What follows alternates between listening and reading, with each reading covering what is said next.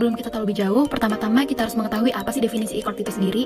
Jadi, e-court adalah layanan administrasi elektronik yang digunakan untuk mendaftarkan suatu perkara secara online.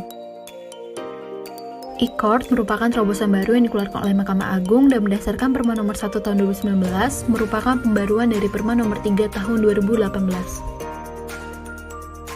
E-court ini meliputi taksiran biaya, pembayaran, pemanggilan pihak, dan proses persidangan dilakukan secara elektronik.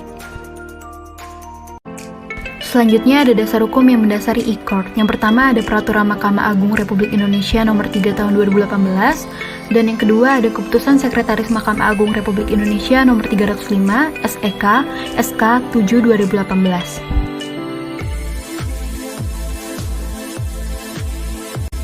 Ketiga, ada Keputusan Ketua Mahkamah Agung Republik Indonesia nomor 122 KMA SK 7 2018, dan yang keempat ada Keputusan Direktur Jenderal Badan Peradilan Agama MARI nomor 1294 BJA HK 006 SK 05 2018.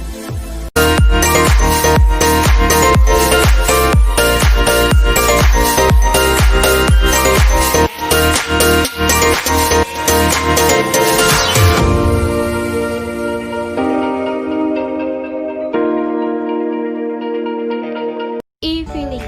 Setelah terverifikasi sebagai advokat oleh pengadilan tingkat banding, selanjutnya adalah pendaftaran perkara yang dapat dilakukan dengan memilih pengadilan negeri atau pengadilan agama ataupun pengadilan pada aplikasi e-court. E-filing juga dapat digunakan untuk mendaftarkan perkara gugatan atau permohonan perdata, agama, tata usaha militer, dan tata usaha negara. E-filing juga dapat digunakan untuk melakukan pengunggahan maupun pengunduhan dokumen dalam rangka replik, duplik, dan kesimpulan, pengelolaan, penyampaian, dan penyimpanan dokumen perkara perdata atau agama atau tata usaha militer atau tata usaha negara.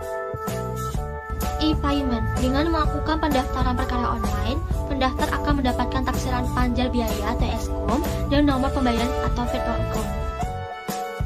E-payment dapat digunakan untuk melakukan pendaftaran biaya perkara yang telah ditetapkan melalui SCOM.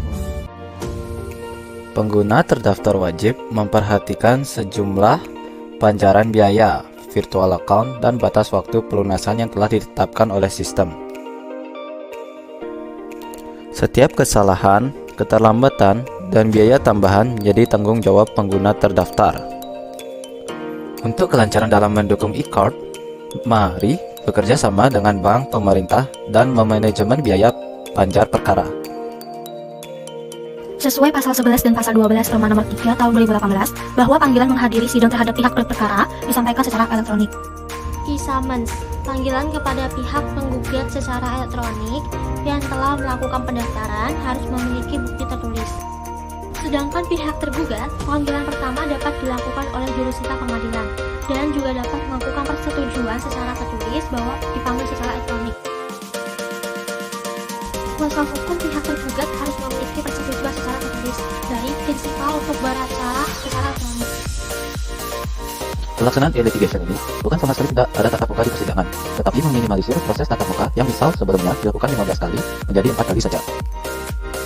Tatap muka yang dimaksud setidaknya dilakukan hanya pada tahap persidangan pertama, persidangan kedua, verifikasi bukti surat, dan pemeriksaan saksi atau ahli jika dibutuhkan.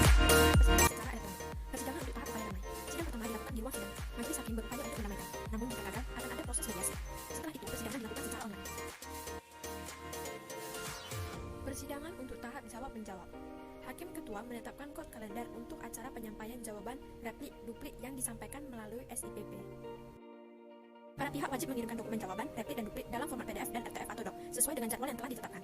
Apabila tidak mengirimkan dokumen tersebut tanpa alasan yang sah, dianggap tidak dapat menggunakan haknya. Selanjutnya, persidangan untuk tahap pembuktian. Ketika para pihak sudah menggugah dokumen, keaslian berkas harus dapat dibuktikan dan persidangan pembuktian dapat dilakukan dengan jarak jauh. Untuk biaya penggunaan komunikasi audiovisual, yaitu dibebankan kepada tergugat ataupun penggugat yang menghendaki. Selanjutnya ada persidangan untuk tahap kesimpulan. Setelah majelis hakim meneliti dokumen, lalu melakukan verifikasi pada menu yang tersedia di aplikasi e-court. Dan dokumen kesimpulan akan terkirim kepada pihak lawan ketika ketua majelis menutup dan menetapkan tundaan sidang untuk pembacaan putusan. Putusan atau penetapan diucapkan oleh majelis hakim secara elektronik. Pengucapan putusan atau penetapan melalui aplikasi e-court dalam format PDF. Pembacaan putusan atau penetapan yang demikian dianggap telah dihadiri oleh para pihak. Dokumen yang harus dipenuhi untuk perorangan, kartu tanda penduduk atau KTP, kementerian, lembaga, BUMN dan kejaksaan, kartu tanda penduduk dan atau surat keterangan pengganti KTP, kartu pegawai, surat kuasa atau surat tugas. Badan hukum, kartu tanda penduduk dan atau surat keterangan pengganti KTP, surat keputusan sebagai karyawan, serta surat kuasa khusus. Kuasa insidentil, kartu tanda penduduk dan atau surat keterangan pengganti KTP, surat kuasa khusus, serta izin insidentil dari ketua pengadilan. Tahapan pendaftaran berkas. Yang pertama, memilih pengadilan. Yang kedua, mendapatkan nomor registrasi online tetapi bukan nomor perkara. Yang ketiga, pendaftaran surat kuasa. Keempat, mengisi data pihak. Yang kelima, mengunggah dokumen atau petitum, posita, dan lain sebagainya. Yang keenam, mendapatkan ESKUM atau taksiran panjar biaya perkara. 7. Mendapatkan nomor pembayaran atau virtual account dan menyelesaikan pembayaran secara online. 8. Mendapatkan nomor perkara. 9. Replik, duplik, jawaban, dan atau kesimpulan. Keuntungan dari adanya layanan e-court. 1. Menghemat waktu dan biaya dalam pendaftaran perkara. 2. Pembayaran biaya panjar yang dapat dilakukan dari berbagai metode bank. 3. Dokumen terarsip secara baik dan dapat diakses dari berbagai lokasi dan media. 4. Proses temu kembali data yang cepat. 5. Administrasi perkara lebih mudah dan transparan. 6. Pendokumentasian administrasi perkara dan persidangan yang lebih baik. I don't wanna come undone, 'cause I moved on.